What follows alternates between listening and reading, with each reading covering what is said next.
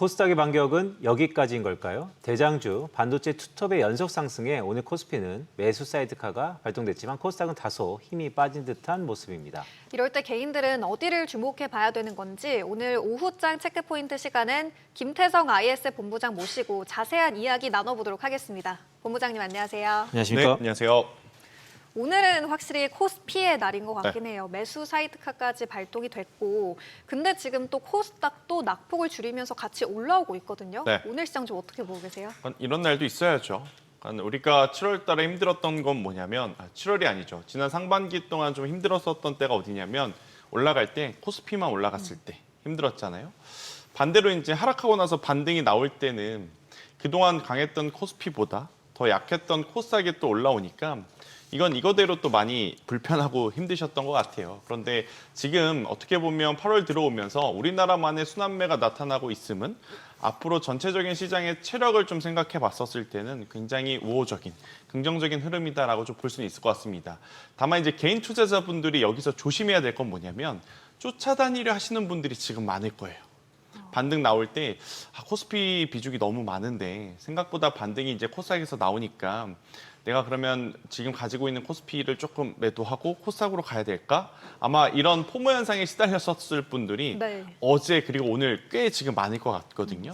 근데 이제 이걸 외국인들이 이용하고 있다는 건 우리가 좀 알아야 됩니다. 수급상을 놓고 보더라도 코스닥에서 외국인들이 개인에게 엄청나게 많이 넘기고 있는 것 같진 않아요.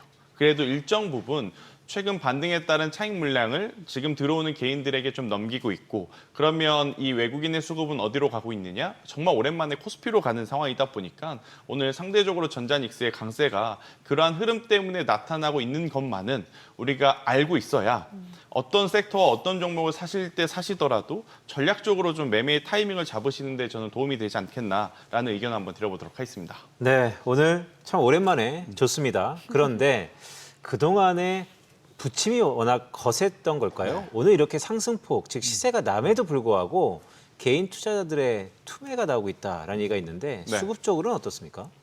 투매라기보다는 바닥에서 용기 있게 좀 샀던 물량들의 일부 차익 실현 물량들이 좀 나오는 것 같아요. 워낙 7월 달에 공포를 좀 맛봤기 때문에 제 개인적으로 생각했을 때는 빠르게 매도할 구간은 아니라 보이거든요. 개인적으로는 코스피 7,000포인트까지, 코스닥은 900포인트까지는 어찌되었든 들고 가는 게 저는 좋겠다라고 보는데 그것보다 수익을 일찍 좀 챙기시려는 분들의 오늘 차익 매도 물량이 개인들의 어떤 투매 물량으로 좀 둔갑된 그런 상황이 아닐까 싶은데요. 저는 우선 외국인들의 어떤 시나리오 기준으로 봤을 때 최상의 시나리오를 어떻게 보고 있냐면 외국인들이 코스피 현물 플러스 선물에서 매수세가 들어올 때가 가장 좋다고 생각을 하는데 오늘 정말 다행스럽게도 그런 모습을 좀 보이고 있죠. 이럴 때는 어떤 현상들이 나타나냐면 전자닉스가 강한 건 물론이고 왜? 현물에도 사고 선물도 사니까 지수와 민감한 종목군들이 강한 건 어찌 보면 당연한 것 같고요. 여기에 일부 제약바이오만 좀 제외하고는 순환매가 돌고 있다. 이렇게 좀 보시면 될 것 같아서 저는 수급 쪽으로는 크게 걱정하실 필요는 아직은 없다라는 의견 한번 들어보도록 하겠습니다. 본부장님은 이 반도체 투톱에 대해서 그래도 업황을 지금 뭐 섣불리 걱정할 단계는 아니다라는 긍정적인 말씀을 항상 네. 주셨는데 오늘 이 삼전 닉스가 모두 7% 이상 급등이 나오고 있잖아요. 그러니까 오늘의 급등의 요인이 뭐라고 보시는지 궁금하고 이러한 모멘텀이 있다면 앞으로 지속이 가능하다고 보시는지도 궁금해요. 그러니까 주말 사이에 뭐 여러 가지 뉴스가 나오긴 했는데요. 이게 근본적으로 6월 달 상승할 때, 7월 달 빠질 때, 지금 8월 달 빠지고 나서 회복할 때 뭔가 크게 달라졌는가? 달라진 건 없습니다. 그러니까 달라진 건 두 가지. 그 기업의 주가의 가치, 또 그 주가의 가치에 따른 우리 투자자들의 심리만 많이 바뀐 것뿐이지. 저는 전자닉스가 지금 하고 있는 사업의 어떤 영향력 자체는 여전히 전 세계에 지금 1등 수준임을 감안을 했었을 때는 긍정적으로 보는 게 맞을 것 같고요. 대신에 이제 상반기와 하반기의 시장의 결이 좀 달라졌다는 건 인정은 하셔야 될 것 같아요. 상반기에 아마 저도 그렇지만 많은 분들이 뭔가 불확실성이 있다면 그것을 보고 확인하고 가도 늦지 않는다라는 전략들을 좀 많이 내세우셨을 거고 그게 정확하게 통했던 시장이었죠. 왜? 계속 가는 추세장이었으니까. 그런데 이제는 8월 달부터는 확인을 하고 들어가려면 이미 가격이 많이 올라온 상태가 되어 있을 가능성이 높습니다.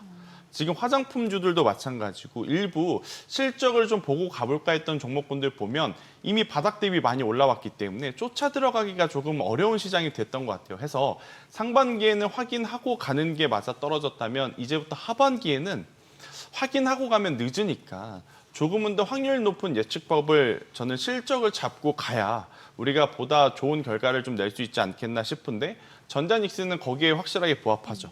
당장의 실적도 향후의 실적도 물론 이제 분기별 성장폭에 대한 노이즈는 여전히 나올 겁니다. 근데 이거는 1등이라서 어쩔 수 없는 거예요. 엔비디아도 계속 그렇게 해왔고 여전히 지금도 엔비디아는 실적 나올 때마다 YOY 대비가 아니라 MOM으로의 어떤 기준이 되게 엄격해졌잖아요.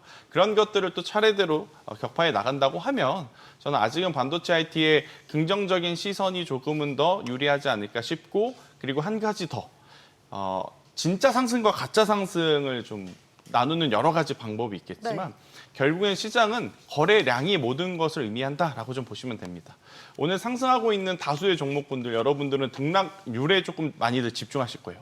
내가 가지고 있는 종목 오랜만에 막 5%, 7% 올랐어. 이제 두 자릿수 올랐어. 이것도 중요한데 그 상승을 이뤄낸 거래량이 평소보다 많은 거래량이라면 신뢰도가 높은 거고 평소보다 거래량이 많지는 않은데 등락률이 조금 과한 종목분들은 우리가 수급의 빈집이라는 표현을 많이 쓰잖아요. 그 현상 때문에 오르는 종목이니까 정말로 제대로 된 상승이냐 그렇지 못한 상승이냐를 조금은 분별할 수 있는 기준은 좀 체크를 하셔야 된다는 의견 드리겠습니다. 네, 오늘 이렇게 마감된다면 참 오랜만에 훈풍이다라고 할 수 있는데 그렇죠. 자, 미래 얘기 좀 해볼까요? 그럼 앞으로 내일도 이게 이어지려면 간밤에 발표할 미국의 소비자 물가 상승률이죠. 그죠. 결국 그 이면에는 미국의 금리가 적어도 유지될 수 있을 것이다. 아니면 더 나아가서 미국의 국채 금리가 하락할 수 있을 것이다. 이런 기대감이 반영되었다라고 봐도 되는 건가요? 뭐 CPI 지표라든지 물가 지표가 어떻게 나올지는 사실 예측하기는 좀 어렵긴 하지만 저는 크게 걱정하실 필요는 없다고 봐요. 9시 반에 딱 지표가 나오면 변동성이 왔다 갔다는 하겠지만 결국 지금 시장에 약 2주에서 3주 동안의 투자자분들이 가장 중요하게 보는 건 대외 변수는 아닌 것 같아요. 계속 나오는 지정학적 리스크, 그로 인해서 움직이는 유가, 그로 인한 국채금리의 변화, 원래 일반적인 시장이라면 이 부분들이 되게 민감한 사항 중에 하나일 텐데 하루 이틀이 아니라 너무 길게 이게 끌어오다 보니까 학습 효과를 넘어서 이제는 반복 학습 때문에 많이들 둔감해진 것 같거든요. 그러면 지금 시장에 참여한 분들이 가장 기준을 엄격하게 세워서 보고 있는 것이 어디냐라고 하면 가이던스인 것 같습니다. 그러니까 당장의 실적도 실적인데 그 실적 발표하고 나서 가이던스가 마음에 안 들면 아무리 좋은 실적을 내보였어도 주가는 반응을 못하는 것 같고 지금 당장의 실적이 생각보다 하회했어도 가이던스가 조금 더 공격적이고 또 공격적으로 이야기하는 그 가이던스의 명분이 확실하면 시장은 좀 힘을 좀 보태주는 우리가 미국 증시를 하고자 했었던 그리고 미국 증시가 공평하다고 했던 건 뭐냐 실적이 좋으면 주가가 올랐고 실적이 나쁘면 주가가 떨어지는 그러한 투명성 때문이었는데 유독 이번 분기는 다른 것 같아요. 오히려 실적이 좋은 기업들이 실적 발표 이후에 이제 조금 세론 뉴스의 성격들이 많았고 실적이 생각보다 부진했던 기업들이 오히려 컨퍼런스 콜 이후에 다시 올라오는 모습들이 좀 많았기 때문에 지금 시장은 뭐 금리에 대한 혹은 지표에 대한 관심은 높겠지만 이게 본질적으로 시장의 어떤 그 방향 자체를 바꿀 만한 요소로 받아들이기에는 그렇게까지 큰 사항은 아니지 않겠나라는 의견을 드리겠습니다.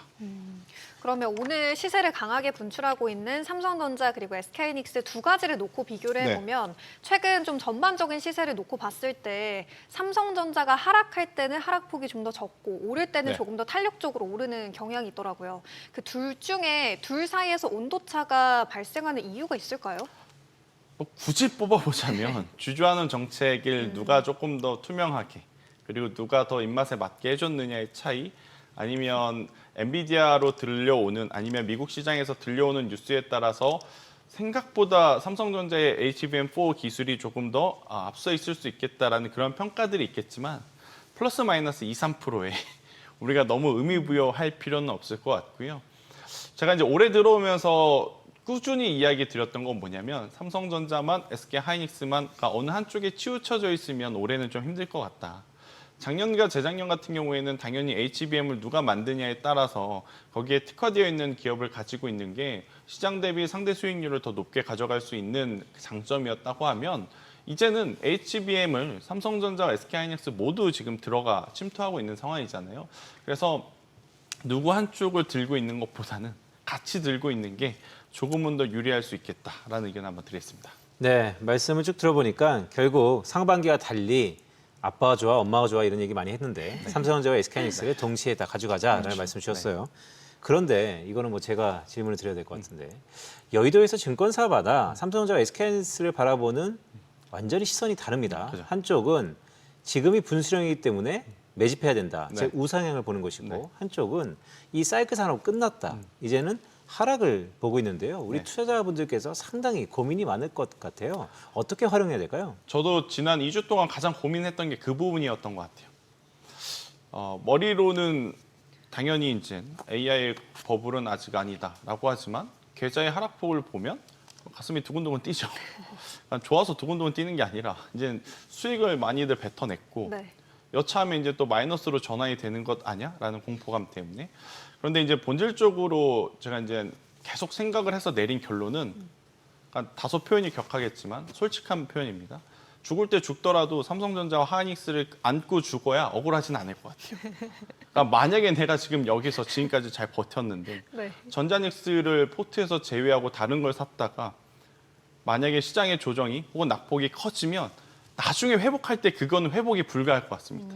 그런데 지금 여기서 만약에 밀릴 때 밀리더라도 전자닉스를 안고 밀려야 나중에 지수가 회복할 때 회복할 때 조금이라도 좀 따라올 수 있지 않겠는가라고 좀 결론을 내렸기 때문에 계속 스스로 의심하고 스스로 고민하고 했지만 내린 결론은 일단 전자닉스와 AI 반도체는 안고 있어야 된다라는 의견을 한번 드리겠습니다. 네, 말씀하셨던 것처럼 좀 격할 수 있는데 이제 이런 거죠. 이제 배가 침몰했기 때문에 침몰할 때도 삼성전자와 SK하이닉스의 이런 구명조끼를 잘 갖고 있으면 결국 뜰 수 있다. 뭐 이런 얘기인데 알겠습니다. 자, 엔비디아 얘기 좀 해볼까요? 좀 시끌시끌합니다. 네. 엔비디아가 이런 얘기, 뭐 뱅크 오브 엔비디아가 될 것이냐, 네. 뭐 금융이 될 것이냐 이런 얘기도 있는데 네. 어떻게 해봐야 될까요? 근데 사실 이번에 새롭게 나온 뉴스는 아니었었고요. 계속 그 본인들의 GPU를 담보로 사업성의 연속성을 가져가기 위해서는 이런 플랫폼들을 할 거다라는 이야기들이 꽤 많았었기 때문에 뭐 시장에서 좋게 보느냐 안 좋게 보느냐의 말들은 많지만 주가는 그렇게 크게 위아래 변동성을 보이고 있지는 않거든요. 근데 이제 여기서 네오클라우드 업체들은 의외로 이득을 볼 수 있는 부분들이 있습니다. 반대로 알파벳, 아마존, 메타 같은 경우에는 이득보다는 손해를 볼 수도 있을 것 같긴 해요. 왜 그러느냐면 GPU를 담보로 한다? 그러면 알파벳, 아마존, 메타가 아니더라도 기존의 네오클라우드 업체 중에 GPU를 갖고 있는 기업들은 모두 그 GPU를 담보로 임대 사업을 할 수 있기 때문에 어떻게 보면 알파벳이라든지 메타, 아마존은 경쟁사들이 많아지는 거죠. 물론 규모적인 측면에서 보면 그들과 비교를 할 수 없는 영세 업체이긴 하지만 그들만의 온전한 밥그릇이었는데 여기에 이제 다른 기업들이 들어올 수 있겠다라는 부담감이 있어서 간밤에 그 뉴스의 M7 기업들 중에 플랫폼 기업들이 이제 조정을 받았다라고 좀 보시면 될 것 같고요. 이제 그건 그들만의 리그입니다. 우리는 그런 네오클라우드 업체들이 많아지면 많아질수록 어차피 돈 주는 기업이 있어야 우리 칩 만드는 기업들이 살아나야 되기 때문에 엔비디아는 엔비디아의 이슈로 그냥 치부를 하는 게 맞을 것 같고요. 특히 엔비디아는 그러니까 빙산의 일각이에요. 그 플랫폼은. 결국엔 실적 시즌이 되면 그 플랫폼으로 평가를 하지 않습니다. 그래서 얼마만큼의 향후의 성장성을 보여주고 베라 울트라, 베라 루빈이라고 하는 제품의 영업 마진율이 얼마만큼 유지가 될 거냐 이게 또 포인트이기 때문에 저는 이 뉴스에 엔비디아는 크게 흔들릴 필요는 없을 것 같다.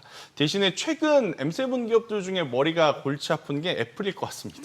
원래 애플 걱정은 하지 않아야 되는데 지금 나오는 뉴스들이 되게 불편해요.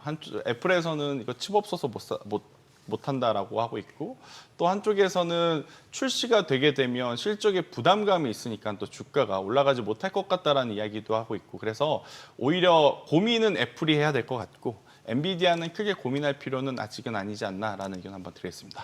본부장님 이야기를 들어보면 삼성전자, SK하이닉스 이 반도체 투톱을 갖고 계신 분들은 안심이 될 것 같은데 네. 소부장 종목을 갖고 계신 분들은 어떻게 해야 될지도 고민이 돼요. 오늘 뭐 S7 안에서 삼성전기 그리고 LG노텍도 같이 급등세를 보이고 있고 이 소부장 안에서도 장비주들이 좀 시세를 내고 있긴 하더라고요. 네. 소부장 보유하고 계신 분들은 좀 지금 시점을 어떻게 봐야 될까요? 일단 제가 지난 한 3주 동안 어떻게 좀 말씀을 드렸냐면 같이 빠질 때 수평적인 교체를 하는 게 좋다고 말씀을 드렸어요.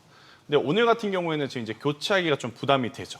만약에 소부장을 줄이고 올라갔는데 지금 삼성전자 7% 이상 상승한 이 가격대에 내가 움직이는 게 맞을까? 이런 고민이 있을 것 같아서 오늘은 그런 수평적인 교체에 대한 전략은 통하지 않는 날이라고 좀 보여지고 있고요. 그러면 어떻게 해야 되느냐라고 했었을 때는 제가 서두에 코스피 7전, 코스닥 900포인트까지는 저는 가지고 가야 된다라고 생각을 한다고 했지 않습니까? 소부장도 일단 코스닥 900포인트까지는 들고 가보셔야 될 것 같아요. 더군다나 지금 상황이 나쁜 건 아니잖아요. 다른 업종이 올라가는데 반도체 소부장을 들고 가자가 아니라 전자닉스가 올라가고 있으니 코스닥 900포인트, 즉 50포인트밖에 안 남았습니다. 이 구간까지는 조금은 더 들고 가보는 게 현재 소부장주들이 할 수 있는 가장 현실적인 방법일 것 같고, 그럼 이제 문제는 900포인트 도달했을 때 더 갈 수 있는 종목과 그렇지 못할 종목군들이 이제 나뉠 것 같긴 해요. 그러면 어떻게 기준을 잡아서 나눌 거냐? 여기도 이제 실적일 것 같습니다. 지금 전자닉스가 아무리 온갖 욕을 먹고 온갖 비아냥을 들어도 우리가 버리지 못하는 이유는 돈을 잘 벌기 때문이잖아요. 그러면 적어도 아무리 이들을 따라다니는 소부장 업체라고 할지라도 그들만의 실적을 보여주면 저는 충분히 올라올 수 있다고 보거든요. 근데 지금 AI 어떤 사이클이 엔비디아부터 우리나라 삼성전자, 하이닉스까지 한 3년이 넘었는데 아직까지도 매출이 안 나왔다? 이거는 아닌 겁니다. 그런 반도체 소부장은 아닌 거예요. 그래서 이걸 여러분들이 과감하게 좀 결단을 할 때는 되었다라는 의견을 한번 드리겠습니다. 네, 본부장 말씀 쭉 들어보니까 결국 기승전 실적이다 이렇게 네, 들리는데요. 네. 우리 실적 그러면 또 빼놓지 않아야 될 게 화장품인 것 같습니다. 시세가 좋네요. 네. 전반적으로 어떻게 네. 봐야 될까요? 제가 생각한 것보다 지금 너무 좋아가지고 이제 숫자가 좋은 것보다 저는 오늘 개인적으로 전자닉스가 이렇게 강하면 아무리 화장품주가 실적이 좋다 하더라도 시간이 지나면 지날수록 윗꼬리가 좀 달리고 오히려 소부장 쪽의 시세가 더 살아나지 않겠나 싶었는데 그러니까요. 웬걸 소부장보다 화장품이 지금 피지컬로 이제 압도를 하고 있는 상황이라서 저는 화장품주들은 긍정적으로 좀 보시는 게 필요할 것 같아요. 특히나 ODM, OEM사 두 기업, 코스맥스와 한국콜마가 공장 가동률뿐만 아니라 해외 매출 비중이 이렇게 크게 성장을 했다고 하면 이건 이제는 단순히 어떤 그 테마로 분류할 게 아니라 구조적인 성장 기업으로 좀 보고 우리가 다시 한번 진지하게 중장기적인 투자의 전략으로 보는 것도 필요하다라고 좀 보여지는데 오늘 다소 아쉬울 수 있는 건 아모레퍼시픽, LG생활건강처럼 최근에 나름 견고했던 종목이 오히려 오늘 화장품이 대세라고 하는데 치고 가지 못하니까 조금 답답할 것 같은데 어떻게 보면 이쪽은 전자닉스와 상호 보완적인 작용을 하는 것 같아요. 그래서 오늘 안 가더라도 추후에 전자닉스가 다소 좀 지치면 이들이 또 힘을 내줄 수 있으니까 좀 화장품주들은 조금 더 긍정적으로 보는 게 맞을 것 같다. 대신 투자의 관점으로는 저는 아모레퍼시픽을 지금 구간에서 보는 게 괜찮을 것 같고 변동성을 좀 노리겠다고 하시는 분들은 ODM, OEM사, 코스맥스와 한국콜마를 보는 게 조금은 더 유리하다라는 의견을 드리겠습니다. 한국콜마, 코스맥스 오늘 둘 다 신고가 경신했는데 네. 지금 신규 진입의 관점에서도 괜찮다라고 보시는 거죠? 나눠 사야겠죠. 그러니까 너무 급하게 올라온 감이 없지 않아 있어요. 맞아요. 물론 실적이 이제 뒷받침되었기 때문에 속도가 이렇게 나는 거는 우리도 이제 인정은 해야 되는데 없으신 분들이 신규 매수하기에는 조금 어려울 것 같고 대신에 제가 이제 여기 방송 들어오기 전에 계속 쳐다봤던 건 용기 만드는 기업이 있어요. 원래는 연우라고 하는 기업이 있고 펌텍코리아라고 하는 기업이 있는데 지금은 이제 펌텍코리아 하나로 이제 압축이 될 수 있거든요. 그러니까 뭐 원료 만드는 기업들도 많고 부품 만드는 기업들도 많은데 저는 만약에 지금 또 화장품 쪽을 보신다면 ODM, OEM사가 뭐죠? 어느 브랜드가 됐던지 간에 다 만들어주는 기업이잖아요. 그러면 지금 하나의 특정 제품이 잘 나가는 게 아니라 온갖 제품들이 다 잘 나간다는 것을 의미해요. 그러면 그 제품의 용기 뚜껑을 만드는 펌텍코리아와 같은 기업들이 또 하나의 어떤 투자 포인트가 될 수는 있지 않겠나라는 의견을 한번 드리겠습니다. 그러네요. 생각해보니까 공통분모가 적혀있는 용기 그렇죠. 참 주목해야 된다라는 말씀드리는데 시간이 많이 지났으니까 마지막 질문 좀 드리겠습니다. 대형주 중에서 여전히 좀 무겁습니다. 피지컬 AI 대명사 네. 현대차 어떻게 봐야 될까요? 우리가 욕심을 조금 내려놔야죠. 그러니까 저는 이 정도라도 감사하다. 40만 원 위로 올라와 준 것만 해도 그래도 많은 투자자들로 하여금 그래 40만 원 이하에는 이제는 나도 사야겠다라는 생각이 들 수 있는 그러한 흐름이라서 저는 이 정도로도 괜찮다고 좀 보여져요. 대신에 이제 전자닉스가 잠시 쉬어갈 때 저는 이렇게 되면 로봇주들도 순환매의 어떤 한 축을 담당할 가능성이 높으니까 오늘의 아쉬움을 크게 확대 해석하실 필요는 없을 것 같고요. 저는 현대차 40만 원 지금 현재 레벨은 장기적으로 봤을 때는 긍정적으로 보여집니다. 그리고 부품을 봤을 땐 저는 SPG라고 하는 기업을 한번 여러분들이 꼭 한번 보셨으면 좋겠고 플러스 로보티즈까지 이렇게 세 기업으로 압축해서 보고 있다는 의견을 드리겠습니다. 본부장님 마지막으로 오늘 LG전자가 지금 12% 넘게 급등하고 있잖아요. 네. 오늘의 이 상승 요인을 뭐라고 해석하시는지 궁금하고 정말 한동안 지지부진했잖아요, 주가가. 이제는 좀 본격적으로 추세를 전환할 수 있다고 보시는지도 설명해 주시죠. 참 LG전자는 피하고 싶은 대답하기 좀 피하고 싶은 종목이긴 한데 일단 LG전자도 그들 나름대로 생존하기 위해서 지금 많이 노력을 하고 있는 것 같아요. 그런데 이제 노력하는 결과물들이 항상 아쉬운 거죠. 근데 LG전자뿐만 아니라 네이버도 그렇고 카카오도 또 그렇고 일단 이런 기업들이 그래도 조금 더 구조적인 변화를 보이려면 단순히 기술적인 반등이 아니라 뭔가 본업에서의 변화를 보여줘야 되는데 그 부분이 조금 아쉽다. 언제까지 젠슨왕 CEO만 바라보고 있을 것이냐. 그러니까 그들 나름대로의 성과를 좀 보여줘야 되니까 MOU가 아니라면 저는 뭔가 성과가 나와야 LG전자는 우리가 조금 더 믿고 갈 수 있지 않겠나라는 의견 드리겠습니다. 네, 그럼 저희 방송 중에 전해드린 내용과 관련해서 모든 투자 판단의 책임은 투자자분에게 있다는 점 알려드리면서요. 오후장 체크포인트 오늘은 여기서 마무리하도록 하겠습니다. 지금까지 김태성 IS 본부장과 함께 이야기 나눠봤습니다. 오늘 말씀 고맙습니다. 고맙습니다.